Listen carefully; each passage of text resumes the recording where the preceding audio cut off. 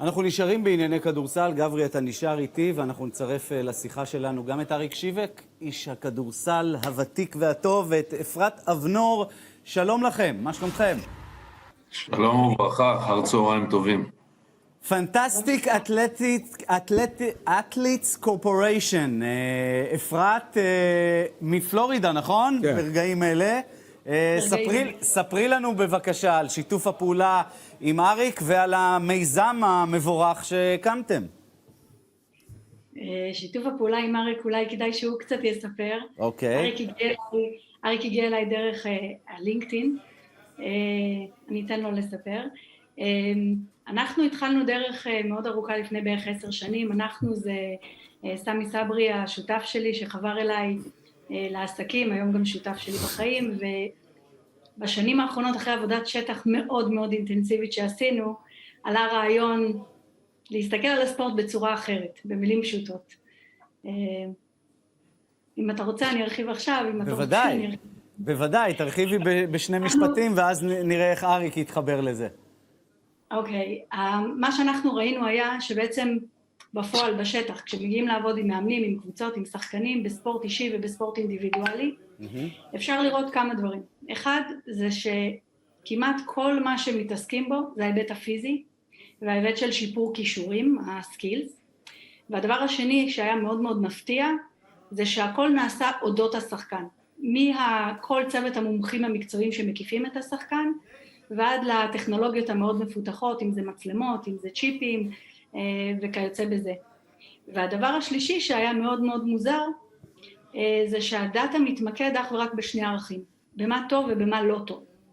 הרקע שלי הוא מהעולם העסקי, אני למעלה מ-20 שנה עבדתי באגף הידע לניהול פרויקטים, ואני רגילה להסתכל על פרויקטים, על אנשים, על כל הקונסטלציה הזו בצורה אחרת לגמרי. ומשם בעצם עלה הרעיון לעשות משהו שונה. להסתכל על מי שהוא הפרפורמר בשורה התחתונה, מי שמבצע, ולהביא את הדאטה ממנו, ולא אודותיו.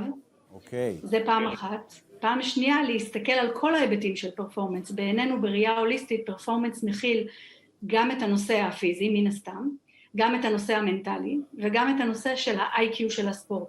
אם אני אפשט את זה, ברשותך, אפרת, בעצם את לוקחת את כל הדאטה, אבל מוסיפה לזה גם את האלמנטים האחרים של מי בעצם השחקן שמייצר את הדאטה הזו. בדיוק. בלי לשים את השחקן במשוואה, זה כמו ללמד מישהו לנהוג באוטו, ורק כל הזמן לומר לו או להעיר לו, או לתת לו את כל החיישנים שיגידו לו באיזה זוויות הוא נוהג, מסובב את ההגה, אבל בסופו של דבר, אם הוא לא זה שמכניס את הדאטה שלו למשוואה, השיפור מאוד מוגבל. בהחלט. אריק, ועכשיו לחלק שלך בעניין הזה, איך אתה בעצם התחברת לפרויקט הזה? לפני איזה 4 שנים ראיתי איזו כתבה של אפרת בלינקדאין, ואחד הדברים שהיו בכתבה הזאת זה פעולות של השחקן בעצמו. אתה יודע, אנחנו המאמנים בדרך כלל עושים את כל הוידאוים, אני מודה, אני כמאמן ראשי עושה את זה פחות, אבל העוזרים בדרך כלל עובדים הרבה מאוד על וידאו. אחד הדברים שתפס את עיני זה שהשחקן בעצמו יושב ומנתח לעצמו את הוידאוים. ומאוד אהבתי את הרעיון, יצרתי את הקשר, ומשם התגלגל הפרויקט, והפרויקט למעשה רץ כבר כמה שנים, אבל בוא נאמר שבשנה האחרונה הוא תפס איזושהי תאוצה, כי אפרת נמצאת עם סמי בארצות הברית, ואתם יודעים שבארצות הברית הדברים האלה תופסים יותר. עכשיו כמה מילים על הפרויקט עצמו. למעשה זה מערכת שהיא לשיפור ביצועים. זה לא סקאוטינג, זה מערכת לשיפור ביצועים. אוקיי. עכשיו, אתה יודע שבשורה סטטיסטית של שחקן כדורסל, יש 2 נקודות, 3 נקודות, ריבאונד, אסיסטים וכו'. אלה שאין להם, שלא מופיעים נתונים בכל השורה, הם השחקנים הפחות טובים. ראיתם פה שחקנים עם טריפל דאבלים וכאלה, אלה השחקנים הגדולים, אלה שיש להם, שהם תורמים בכל התחומים. המערכת הזו למעשה השחקן יושב ומנתח לעצמו את המשחק בתום המשחק, הוא מנתח את המשחק לעצמו, ולמעשה מה שהוא עושה, הוא מאתר בעיות סלש שגיאות, ואולי יותר חשוב, החמצת הזדמנויות. כלומר, אם למשל אני לוקח למשל שחקן שלוקח ריבאונד, לוקח 5 ריבאונד במשחק, והוא היה יכול לקחת, אם הוא היה משפר ביצוע בצורה שתכף אני אומר, לדייק את זה יותר, הוא היה יכול במקום 5 לעלות את זה ל6, ל7 או ל8 ריבאונד. עכשיו, ברגע שהוא מסתכל על המשחק ורואה שהוא לא עמד נכון, או לחילופין דברים אחרים שאני מיד אכנס אליהם, הוא היה יכול לקחת ריבאונד. עכשיו... זה לא רק לראות את המספרים, אלא זה איך אתה ממנף אותם קדימה, איך אתה משפר אותם. גם אתה מגלה ומאתר את ההחמצת הזדמנות, ואתה גם כותב לעצמך למה החמצת את ההזדמנות. למשל, אם למשל החמצת את ההזדמנות כי היית עייף, אז ברור לך שזה עניין פיזי. אם החמצת את ההזדמנות כי לא עמדת במקום הנכון, אז ברור לך שזה עניין טכני של פוזישן. או טקטי, כן. אם החמצת את ההזדמנות כי ויתרת, וגם זה קורה, אז ברור שיש לך בעיה מנטלית. כן. עכשיו, ולקחתי פה רק נתון אחד. עכשיו, אם בסופו של דבר, בכל המערכות הסטטיסטיות, בכל הנתונים הסטטיסטיים האלה, הוא מנתח את עצמו על כל הנתונים הסטטיסטיים האלה, ברור לך ששחקן שלוקח 5 ריבאונד, או 7 ריבאונד, או באותו אחוז קליעה, יקלה 2 מ-5 מ-3 נקודות, הוא יקלה 4 מ-10 ב-3 נקודות, אז יש לו עוד 2 שלשות. מי כמונו יודע כמה משחקים מפסידים על נקודה, 2 או 3. כך שאני מדבר פר שחקן. עכשיו, המערכת הזו, וזה אני אומר לך מניסיון, אני היום אחראי על הנבחרות הצעירות בהולנד, ואני אחראי על האקדמיה בהולנד, התחלתי להשתמש בזה במערכת באקדמיה בהולנד. אחד הדברים שממש הפתיעו אותי, זה המהירות של השיפור של הבנת המשחק של השחקנים. הם פשוט מבינים את המשחק דרך התיקון שגיאות של עצמם. למעשה, אני פחות מומחה מזה מאפרת, אבל זה למעשה כנראה מאמן משהו במוח, וגורם לשחקנים להשתפר במוח בכל מיני נתונים. כמו שאמרתי, אני נתתי נתון של ריבאונד, זה יכול להיות ריבאונד, אסיסט, קליעה או כל דבר אחר. מיד אפרת תרחיב על הקשר שהיא כבר יצרה מול קבוצות בארצות הברית. גברי, איש ה-NBA שלנו יושב כאן, גברי בארצות הברית מתים על כל העניין הטכנולוגי לטובת שיפור השחקנים. זה מתלבש טוב על ה-DNA של ה-NBA, לא? לגמרי, ליגת ה-NBA עשתה התקדמות עצומה בעשור האחרון, בניתוח דאטה, שימוש בכל מיני תוכנות, חלק גדול מהם מגיעים איכשהו מישראל, זה משהו שצריך לציין.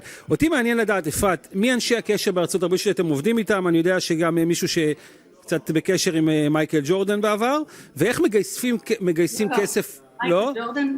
לא, ממש לא. לא? אני יכולה להגיד עוד לא. עוד לא. יש לאן לשאוף. אז מי אנשי הקשר שלכם בארצות הברית, במכללות, בליגה, ואיך מגייסים תשומת לב ולגייס כסף לכזה פרויקט? אוקיי, אז שאלת כמה שאלות, אני ככה אומר, קודם כל באמת בארצות הברית לשמחתנו הגישה מאוד מאוד שונה. אנחנו עבדנו בישראל, עבדנו באירופה.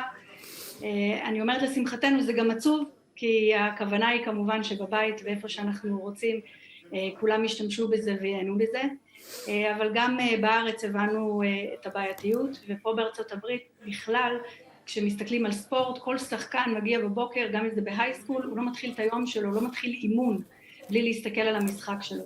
הפתיחות היא מאוד גבוהה. לשאלתך, אנחנו עובדים היום, אם זה במכללות של ה-NCAA, D1, אז אנחנו עובדים בעיקר מול המאמנים, המאמנים המקצועיים פה הם לפעמים מרוויחים יותר ממאמנים ב-NBA, אם מסתכלים על כדורסל, אנחנו אגב לא תוכנה רק לכדורסל, התוכנה שלנו קיימת ומותאמת להרבה מאוד סוגי ספורטים, ובעיקרון כל ספורט שאפשר לצלם אותו, ובעצם אנחנו עובדים מולם, לפעמים אנחנו עובדים מול האתלטיק דירקטורס, לאחרונה אנחנו בקשר גם עם קבוצות NBA, עם עוזרי מאמן, עם שחקנים לשעבר, לשחקנים בהווה, אז אלה אנשי הקשר שלנו. לגייס כסף נגעת בנקודה רגישה, סמי ואני בגישה שלנו אנשי שטח, אז אנחנו הלכנו באמת לבדוק את השטח, ובהתחלה לקחנו את הכל על עצמנו, הגענו לארצות הברית וממש עד לאחרונה, אני יכולה להגיד משהו כמו בחודשיים האחרונים, לא נעשה מאמץ אמיתי לגייס כספים, עכשיו פתחנו את זה ואנחנו באמת בגיוסים, בסבב גיוסים, וכן, זה משהו מאוד מאוד מאתגר. השנה של הקורונה לא עשתה טוב לאף אחד, בטח לא בספורט, אז לחלוטין אנחנו ניצלנו את הזמן, כן עשינו פיילוטים ב-NCAA D1, כן באקדמיה של אריק ובעוד כל מיני קבוצות בארצות הברית. אריק, המערכת הזאת גם יכולה לשפר את הכדורסל בישראל, לא? בוודאי. או שאנחנו יודעים פה כבר הכל. לא, אני יכול להגיד לך שהיו לנו שיחות, לי באופן אישי, לאפרת, ועם פיני דיברתי לא מעט. אני מאמין שהמערכת היום עובדת שלמה, מוכנה, ונותנת את הדוחות שהיא נותנת, בתקווה שבשבוע הבא יחליטו בפיבה שיהיו אליפויות אירופה, אנחנו ניצור שוב קשר עם פיני גרשון, עם אנשי האיגוד, כדי לתת את זה לנבחרות הצעירות בהתחלה, כי אני בהחלט חושב ששחקנים, ובטח בגילאים הצעירים, אבל להפתעתי, ואני מודה, להפתעתי, כן. גם אני יצרתי קשר עם כל מיני אנשים כאלה ואחרים, וגם אפרת בארצות הברית, פתאום אתה שומע על השחקנים הגדולים, שכנראה שהם מבינים, דרך אגב, שעוד אימון קליות, או עוד אימון בחדר כושר, זה לא מה שישפר אותם, והם מחפשים את הדברים האחרים, ואני לא יכול עכשיו לפזר שמות, אבל אני יכול להגיד לך ששמות לא קטנים, פתאום מתעניינים בדבר הזה, כי פתאום הם מבינים שאולי זה משהו שישפר את היכולת שלהם, ולא עוד אימון בחדר כושר. ומעבר למתעניינים אפשר להוסיף. במשפט, כן. אנחנו משתמשים בזה. חשוב לי אולי רק להגיד במשפט אחד, שהדאטה שאנחנו מביאים הוא דאטה חדש. אנחנו בעצם כתבנו פטנט, אישרנו אותו, ומה שאריק מתאר מבחינת השורת דאטה, ייראה אחרת לגמרי. נאחל לך ולאריק ולפרויקט הזה הרבה הצלחה, ושיהנו ממנו בכל מקום שמשחקים בו כדורסל, כי עושה רושם שזה בהחלט משהו שיכול להועיל לענף. תודה רבה לכם על הזמן ועל המידע שסיפקתם לנו. בהצלחה. צהריים טובים, ביי.